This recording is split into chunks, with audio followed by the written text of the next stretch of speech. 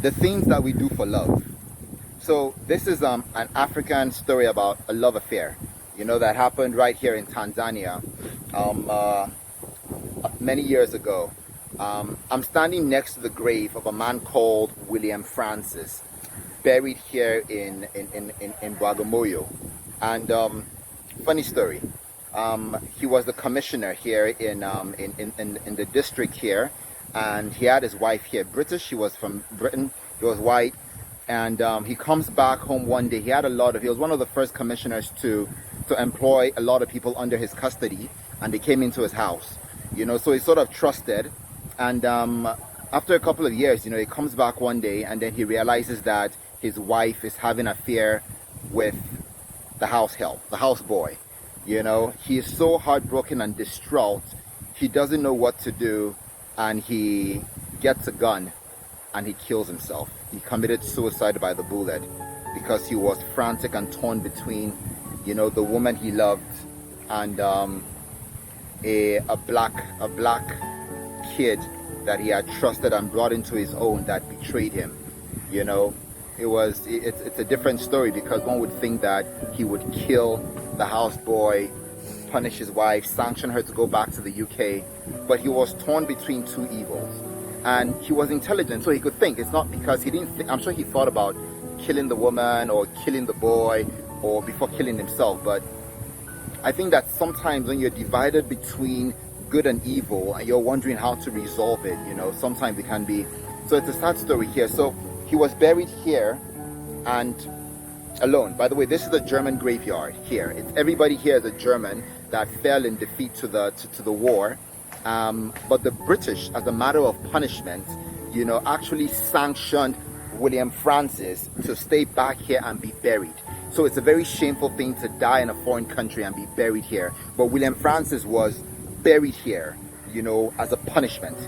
So he lies here in a grave, and the British wanted to land home a message. You must be able to take decisive decisions. Here was a black kid you couldn't deal with, and then you had to eventually kill yourself. It was an act of cowardice, an act that showed that they were weak, and he was sanctioned. Everywhere here, by the way, let me show it to you. He's the only graveyard here. It's all empty. Only him lies here, an outcast, a recluse, and over there the Germans.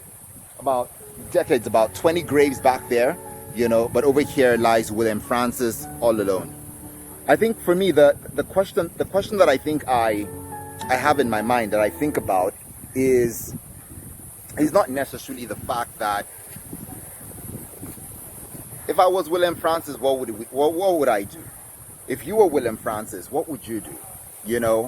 For me, it was the fact that I could see that there was suddenly some commitment between William Francis starting to fall in love with black color and starting to take them as his, and he couldn't find himself doing anything otherwise. Also, with the woman he loved, he was torn between two evils.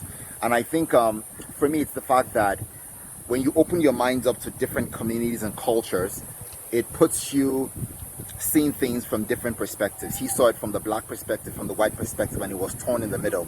I think that sometimes in Africa, or as people, when we start to see from different perspectives, step out of your own, and then you're able to take decisions that eventually would, make things go further.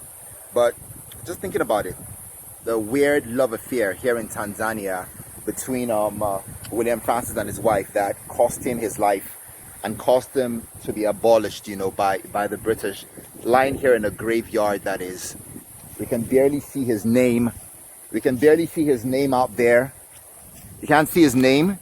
You barely can see it, and then his graveyard is probably the ugliest grave here, So I think for me, the insight that I'm tapping into and trying to think about it from an African perspective or from a logical perspective is, like I said, sometimes the sacrifice is huge, but sometimes you must pay the price.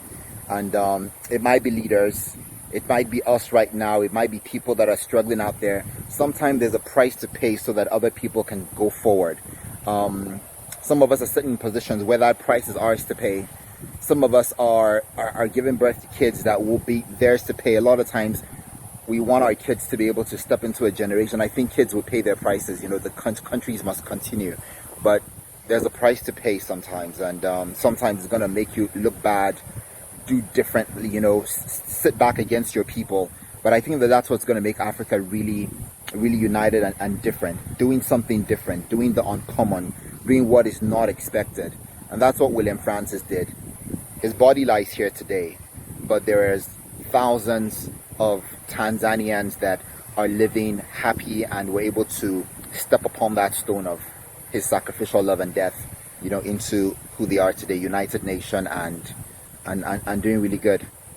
I mean, do something different, walk on high heels as well. Like I say, inspire people and pay the price if you have to pay the price.